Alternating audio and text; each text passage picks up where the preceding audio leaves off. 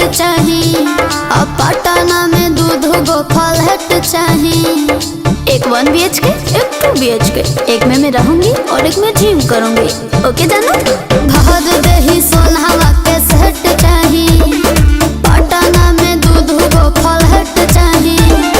अरे एक करे जा, तू जितना खर्चा करेबू हम उतना खर्चा करब। ओकरा खातिर हम भागल ना हई। आ जदी हमरा के छोड़ के गइलू तो बुझ लीह हम संतोष पागल नहीं। बना बुझे ज्यादा तू चिराई उड़न बाज हो तो बुझ ली हम हई रंगा बाज हो। बुझ ली हम हई रंगा बाज हो।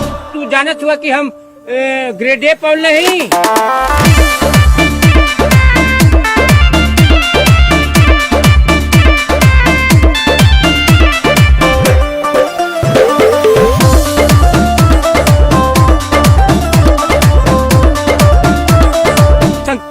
संतोष पागल नहीं। पहला बच्चर हीरो जाना के खर्चा जितना हमसे करही बेरे, तोरा से बेसी हम ले ले बानी सीछा, पीछा छोड़ा नहीं पई बेरे।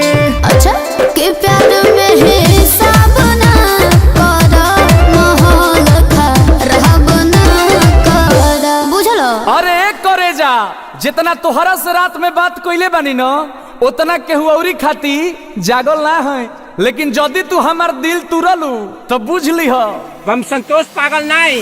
बना बुझे ज्यादा तू चिराई उड़न बाज हो तो बुझ ली हम हई रंगा बाज हो। बुझ ली हम हई रंगा बाज हो। मारम ना एक फट की एको भाषा ना बोलबा कोनो विषय में। हई रंगा बाज हो,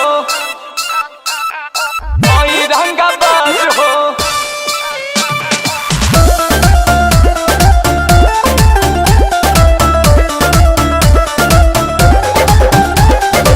सब लेके प्यारी गदारी जे करबू, अंकुश के देखबू पहदर हो।